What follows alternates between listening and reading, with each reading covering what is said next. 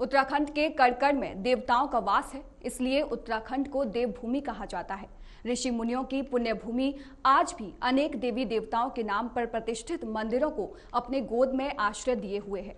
देवभूमि में कड़कड़ में शक्तिपीठ एवं शिवालय विद्यमान है।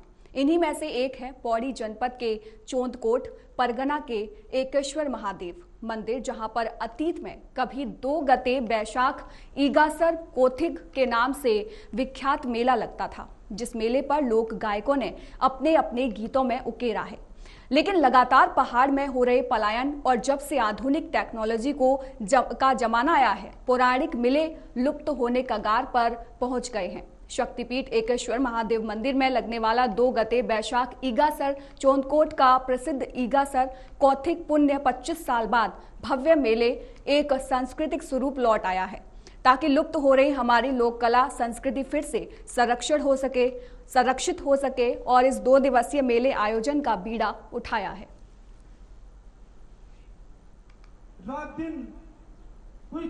तो मैं मंदिर समिति के सभी पदाधिकारियों का बहुत बहुत धन्यवाद करती हूँ कि आपने हमको जिस तरह से अपना सहयोग दिया इस मेले को सफल बनाने के लिए मैं आपका बहुत बहुत धन्यवाद करती हूँ। हमने एक मुहिम चलाई कि जो एकेश्वर महादेव का मेला वर्षों से होता था, लेकिन ये विलुप्ति की कगार पे था, और हमने इसलिए इस मेले को कि हमारी जो महिलाएं हैं, स्थानीय महिलाएं, उनको भी आगे बढ़ने का मौका मिल सके। उन्होंने कल इतनी अच्छी अच्छी परिस्थितियां यहाँ पे दी, उन्होंने अपनी लोक संस्कृति को बचाने का काम किया। पहले मैं उनको भी इस मीडिया के माध्यम से धन्यवाद देना चाहती हूँ।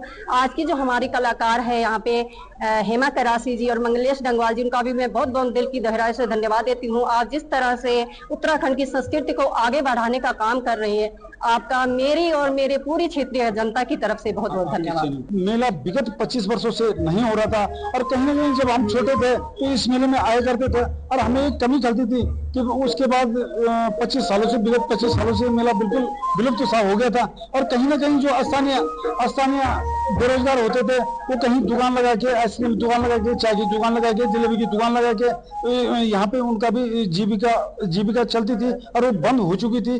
तो हमने इसी प्रयास में एक मुहिम चलाई कि ईगासर कौथिग को पुनर्जीवित करना है। तो उस आज आप देख रहे हैं, उसी मुहिम में आज ईगासर कौथिग का ये भव्य कार्यक्रम आप लोगों के सम्मुख है।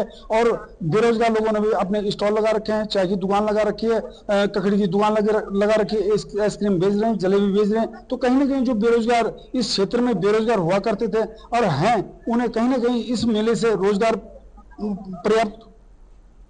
इस पर एक जानकारी के लिए हमारे साथ एक बार फिर से पवन जुड़ गए हैं। पवन, जो मेला लगता है उसकी क्या कुछ खासियत है और कितना प्रभाव वो उत्तराखंड में डालता है?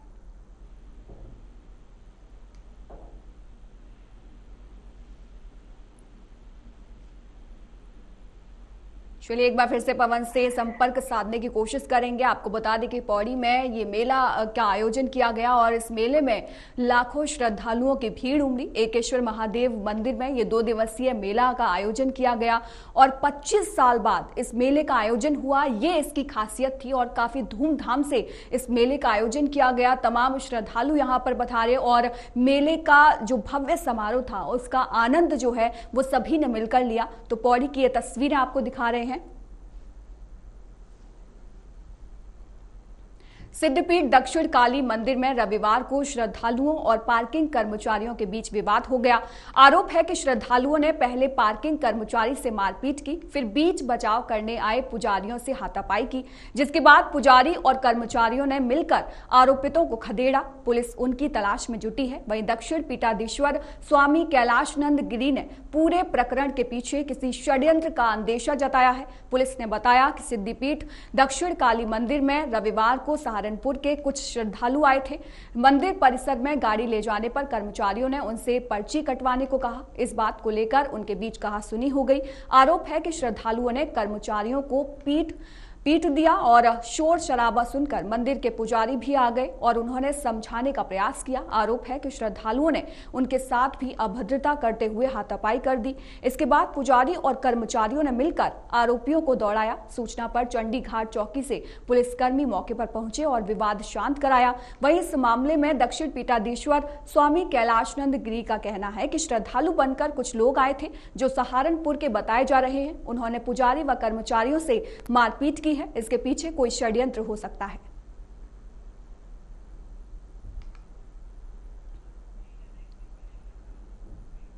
उत्तराखंड में चुनावी माहौल गर्मा रहा है। यहां 19 अप्रैल को मतदान होना है और निर्वाचन आयोग के साथ ही प्रत्याशियों ने अपनी कमर कसी हुई है। कांग्रेस और बीजेपी जहां अपनी मोर्चाबंदी में जुटे हुए हैं, वहीं बसपा भी पहाड़ चढ़ने के साथ ही तराई में कब्जा करने की जुगत में लगी हुई है। भाजपा के स्टार प्रचारक काफी हद तक मतदाताओं के रुख को अपनी ओर करने में सफल हो रहे हैं। उत्तराखंड की 5 संसदीय सीटों पर वर्तमान में भाजपा के सांसद काबिज हैं और इस वर्चस्व को बनाए रखना भाजपा के लिए चुनौती है, क्योंकि कांग्रेस प्रत्याशी भी पूरी तरह से जंग के मैदान में उतर चुके हैं और वहीं निर्दलियों ने भी बीजेपी कांग्रेस की नाक में दम करने में कोई कसर नहीं छोड़ी है।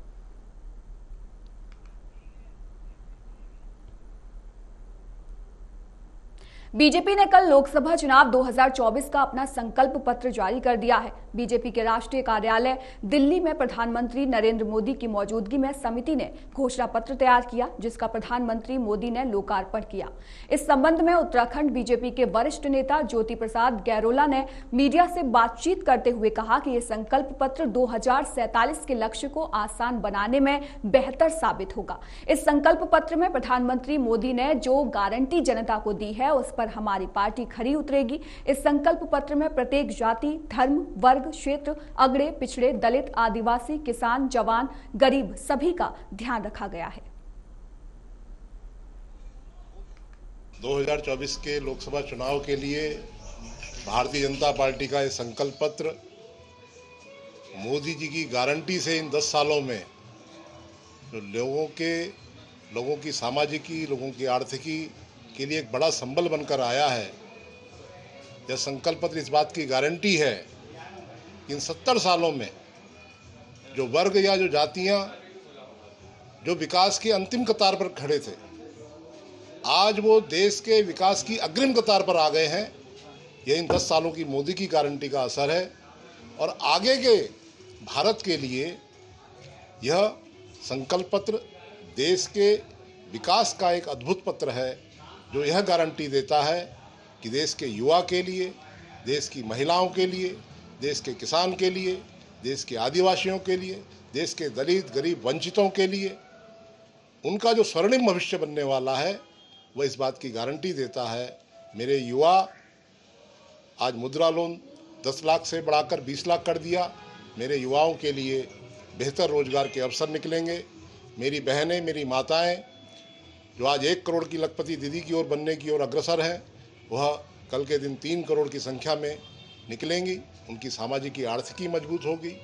उत्तराखंड के लिए विशेष सौभाग्य का भी विषय है कि समान नागरिक संहिता जैसे विषय अब देश भर में वह लागू किया जाएगा, जिसको उत्तराखंड ने लागू करने का काम किया।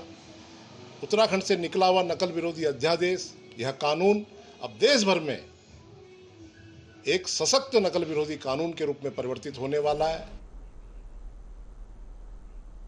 पौड़ी लोकसभा क्षेत्र में लोकसभा चुनाव से ठीक पहले पकड़ी गई शराब की बड़ी खेप के बाद कांग्रेस प्रत्याशी ने इसे मुद्दा बनाते हुए भाजपा की शराब बताया था। इस पूरे मामले पर भारतीय जनता पार्टी ने भी पलटवार करते हुए कांग्रेस प्रत्याशी गणेश गोदियाल से इस शराब का बीजेपी की शराब होने का प्रमाण मांगा था। तो वहीं अब मामला निर्वाचन आयोग के पास पहुंच चुका है। निर्वाचन आयोग ने भी इस मामले पर नजर बनाई हुई है। मुख्य निर्वाचन अधिकारी BVRC पुरुषोत्तम ने बताया कि निर्वाचन द्वारा शराब को अपने कब्जे में ले लिया गया है। वहीं इस मामले से जुड़े हर एक पहलू की जांच की जा रही है।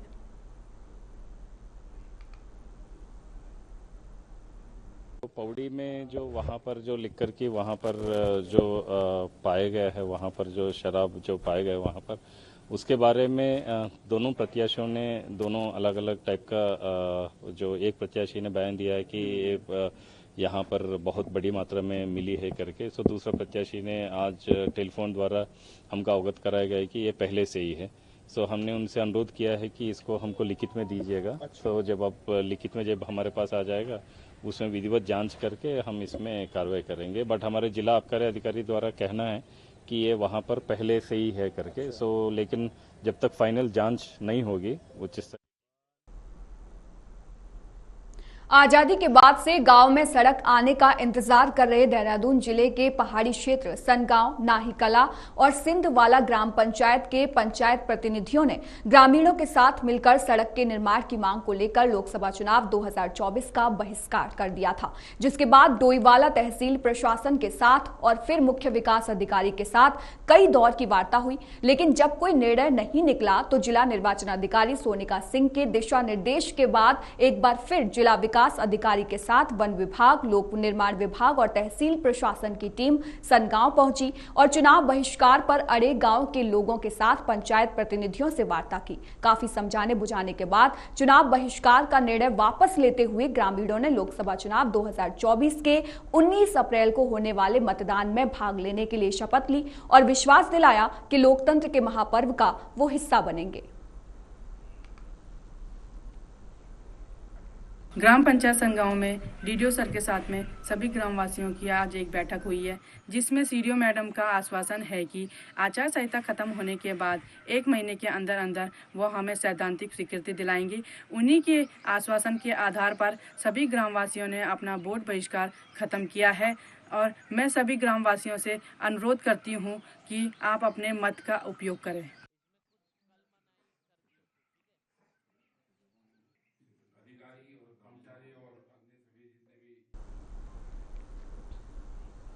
भारतीय संविधान के रचयिता और समाज सुधारक भीमराव अंबेडकर की कल जयंती थी और जिसको लेकर जगह जगह कार्यक्रमों का आयोजन किया गया था। उत्तराखंड के अलग अलग हिस्सों में डॉक्टर भीमराव अंबेडकर की प्रतिमा पर माल्यार्पण कर उनके संघर्ष को याद किया गया था। साथ ही उनके पदचिन्हों पर चलने का संकल्प लिया गया था। भारत रत्न से सम्मानित अंबेडकर हमेशा समानता के लिए संघर्ष करते रहे। देहरादून में आयोजित कार्यक्रम में कांग्रेस प्रदेश अध्यक्ष करण मेहरा के नेतृत्व में कांग्रेसियों ने श्रद्धा सुमन अर्पित किया था। कांग्रेस प्रदेश अध्यक्ष करण मेहरा ने कहा कि बाबा साहब ने अनुसूचित जातियों, जनजातियों और समाज के पिछड़े वर्गों के लिए अतुलनीय संघर्ष किया था। उन्होंने सामाजिक भेदभाव को दूर करने और समानता का सिद्धांत लागू करने के लिए भारतीय संविधान का मार्ग चुना था। उन्होंने कहा था कि हमें डॉक्टर अंबेडकर के आर्थिक और सामाजिक सुधार के विचारों को साकार करने के प्रयास करने होंगे।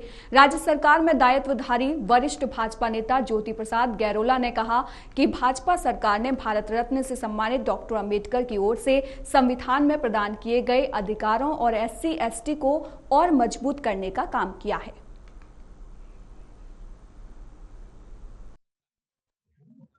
संविधान के रचयिता हैं बाबा भीमराव अंबेडकर और एक नए रिफॉर्म के भी जितने छुआछूत बुराइयां इस देश में थी उन सबको मिटाने के लिए उन्होंने महत्वपूर्ण भूमिका निभाई है और नए राष्ट्र के निर्माण के लिए नई जो संकल्पना थी उसके लिए उन्होंने काम किया। लोगों को अनेकों अधिकार दिए, साथ ही कर्तव्य बताने का काम किया। आज सबसे ज्यादा प्रासंगिकता अगर किसी की तो बाबा भीमराव अंबेडकर के संविधान की है और संविधान को ही खतरा है। इस समय एक ताकत वो है जो संविधान को खतरे में डाल रही है और एक ताकत वो है, सारी ताकतें मिलजुल कर संविधान को बचाने की कोशिश कर रही और इस समय लोकतंत्र का पर्व भी है। तो लोगों में इस समय एक नया अपन जो है संविधान के और जागरूकता देख रहा हूँ। पहले संविधान की बातें बहुत कम होती थी, लेकिन आज हर आदमी जानता है कि संविधान कोई चीज है और संविधान का महत्व क्या है और ये अच्छी बात है। बाबा भीमराव अंबेडकर अमर रहे और उनकी जो इच्छाएं थी वो फलीभूत हो, यही हमारी मनोकामना। अंबेडकर जो हमारे संविधान निर्माता थे, महान समाज सुधारक थे और आज उन्हीं के ही नेतृत्व में बना हुआ संविधान पूरे देश भर में लागू हुआ। उसी संविधान के आधार पर हम देश की विकास की गाथा को आगे बढ़ाने का काम करते हैं और यह हम अपना सौभाग्य मानते हैं कि डॉक्टर अंबेडकर जी के सम्मान को लेकर, उनके गौरव को लेकर, उनके संविधान को लेकर इस प्रकार के कार्य भारतीय जनता पार्टी ने की है। डॉक्टर अंबेडकर जी के पंच तीर्थों का विकास और डॉक्टर अंबेडकर जी के कृतित्व और व्यक्तित्व से जुड़ी हुई एक एक विषय को जिस प्रकार से भारतीय जनता पार्टी ने गौरवान्वित करने का काम किया है।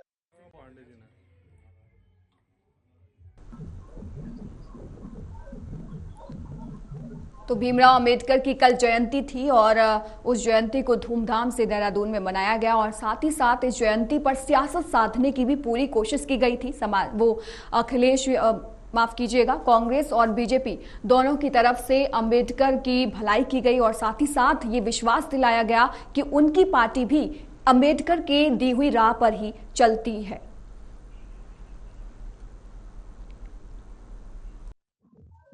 में इतना ही। देश और दुनिया की तमाम खबरों के लिए आप देखते रहिए AMV नेटवर्क।